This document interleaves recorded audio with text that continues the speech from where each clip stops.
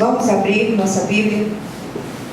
Segunda Epístola de Paulo aos Coríntios, capítulo 5, e a gente vai ler daqui apenas um versículo, o versículo 7.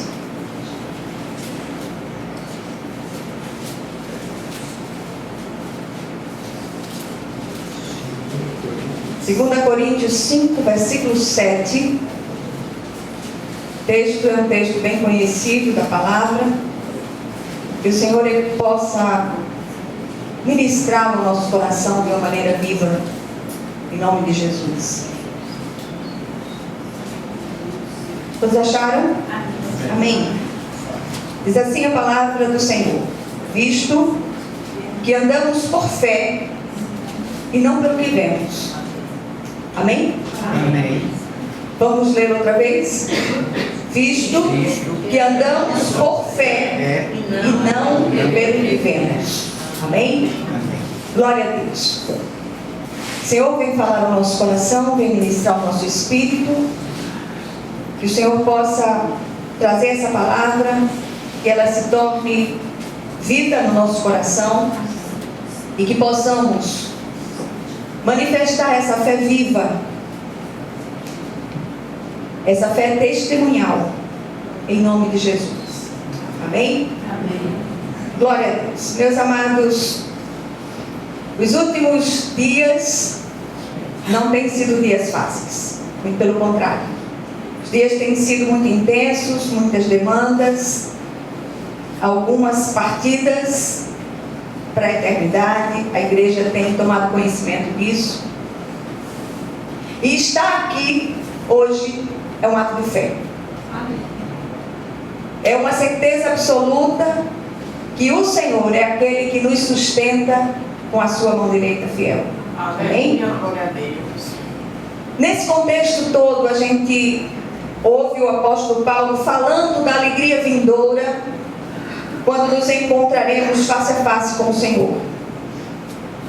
Aqui estamos sujeitos a dores, perdas, angústias impostas por este tabernáculo físico que é o nosso corpo. Mas precisamos viver na perspectiva do nosso encontro com o Senhor, e isso é fé pura.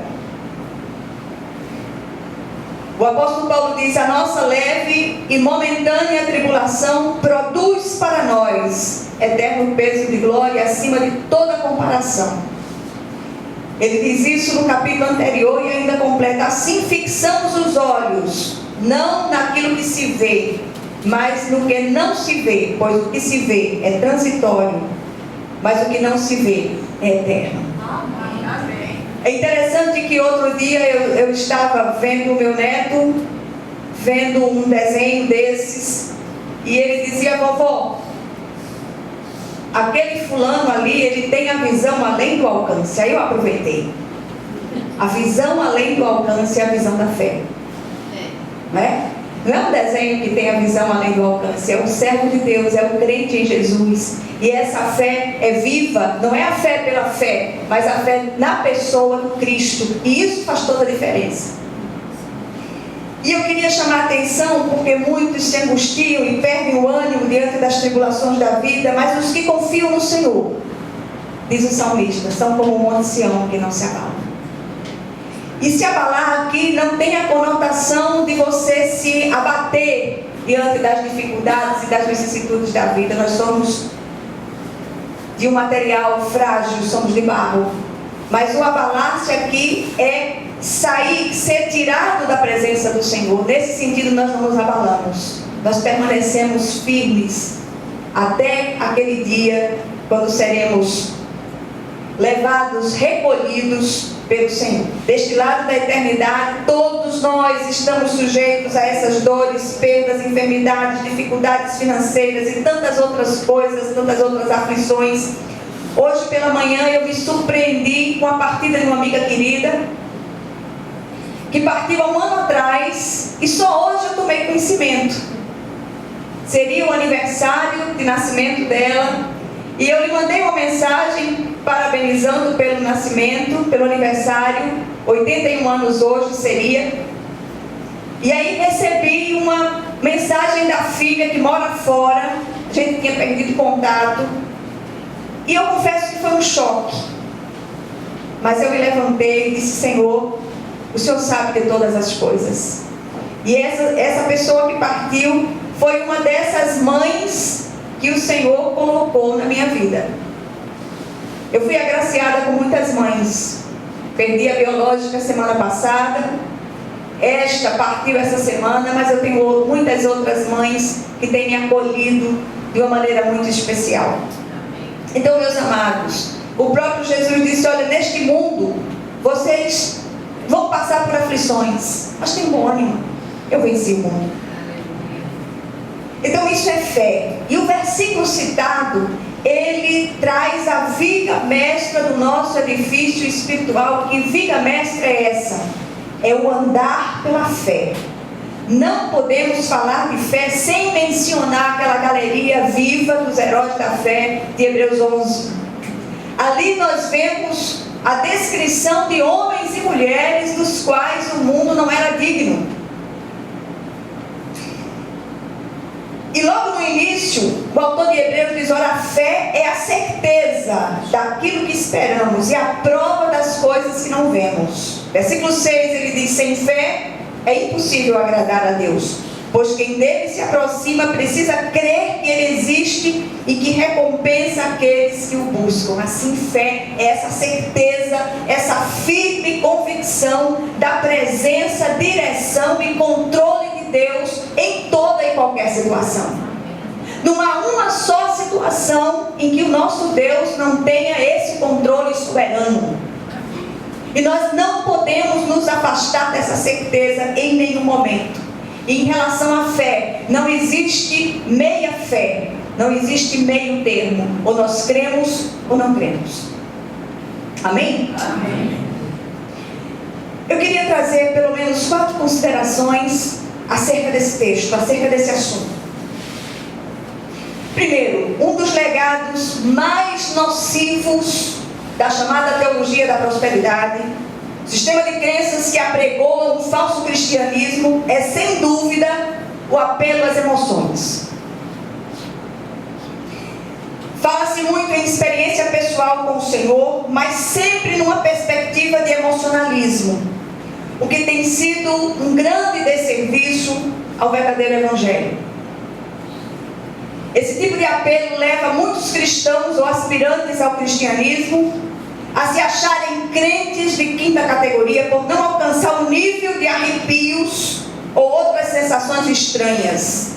E alguns até forjam essas sensações para não ficar por baixo. São gritos, rosnados, quedas, choros convulsivos. E eu fico muito impressionada com isso. Por outro lado, tem faltado estudo sistemático da palavra. Essa é a segunda consideração sobre o assunto. As pessoas não gostam de estudar a palavra de Deus. E o povo continua sofrendo por falta de conhecimento. Parece que Laodiceia, aquela igreja descrita lá em Apocalipse, já começa a mostrar a sua cara e as suas garras, através de um governo do povo para o povo dentro das igrejas. O Espírito Santo fica do lado de fora. Hoje, nesses guetos, se prega o que o povo quer ouvir. Ouvi uma frase do teólogo americano Vernon, que diz o seguinte: ele diz: posso encher uma igreja falando de revelações e esvaziá-la falando sobre o livro de Romanos. Está certíssimo. Ouvi nesses dias uma história queixosa de uma jovem que se sentia muito mal porque não consegue sentir Deus. E eu lhe perguntei: como assim sentir Deus? Ela quer desistir de tudo porque não sente nada. As pessoas dizem que ficam arrepiadas, as pessoas dizem que sente isso, sente aquilo, mas ela não sente nada. E aí cabe uma pergunta aqui: será que houve regeneração verdadeiramente daquele espírito morto, ou o emocionalismo tomou o lugar da fé? Como tem sido fácil manipular as multidões. Terceiro lugar, eu tenho que confessar que tenho andado pensativa sobre a geração de cristãos que tem surgido atualmente. Haja graça, graça sobre graça. Quando olhamos para aquela galeria dos heróis da fé, ficamos corados de vergonha. Pela fé ali, eles viveram e morreram pelo Cristo. Quantos hoje estão dispostos a viver e morrer pelo Cristo? Quando a gente olha para a igreja no Oriente, tudo aquilo que tem acontecido lá, as notícias que nos chegam dos campos missionários, nos fazem corar de vergonha. Como nós reclamamos por bobagem. Como nós forjamos determinadas coisas e eventos para lotar as comunidades com pessoas cada vez mais vazias de Deus. Busquemos o Senhor enquanto se pode achar. É tempo de buscar o Senhor, é tempo de nos prostrarmos na presença dEle, de clamar, de nos rasgar na presença de Deus. Precisamos reaprender a beber na fonte que é a palavra do Senhor e deixar de dar ouvido aos pregoeiros de uma prosperidade rasa que pode até lotar igrejas, produzindo multidões cada vez mais vazias do Cristo.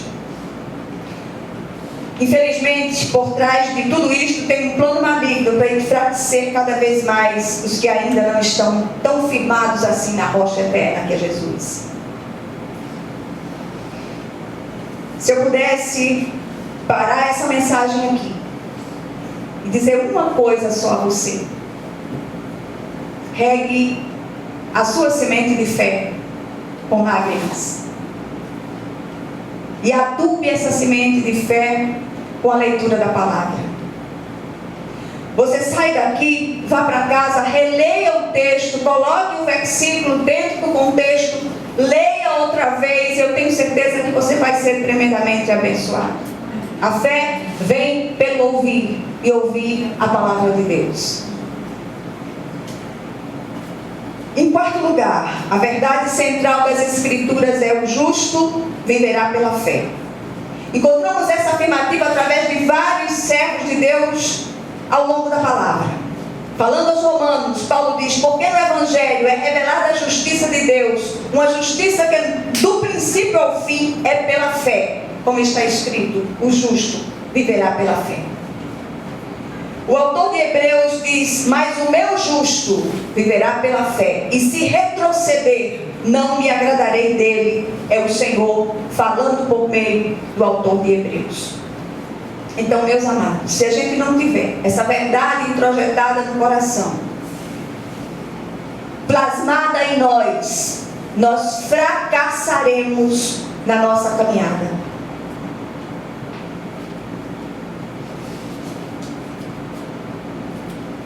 Quantos ventos de doutrina nós temos visto soprar com fúria sobre a igreja do Senhor?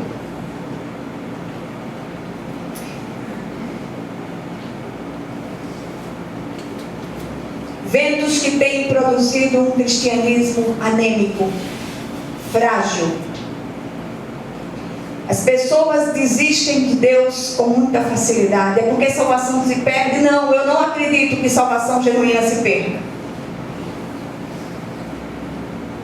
Mas o que tem acontecido é que o emocionalismo, ele tem se sobreposto à fé de muitos. Não dá para a gente perder isso de vista. A igreja precisa acordar. A igreja precisa orar mais. Quando a gente fala em orar, vem 4, 5 pessoas. Os cultos de oração, meia dúzia de crentes. A gente está vendo o que está acontecendo no país. Tem faltado oração. Tem faltado oração de fato. Tem faltado oração de se pagar um preço na presença de Deus por essa nação. E a gente não tem visto isso acontecer. Os crentes têm usado as armas que o mundo usa. Não adianta você ir para as ruas, você encher, lotar as ruas, fazer arruaça, Isso não vai trazer mudanças, mas a oração do justo pode muito em sua eficácia. Tem faltado isso, essa disposição, esse desprendimento para orar. É tempo de despertar do sono. O Senhor está às portas. E eu queria terminar dizendo a vocês, em primeiro lugar, não deixemos que o emocionalismo tome o lugar da fé genuína. Somos chamados a andar por fé, não pelo que vemos ou sentimos.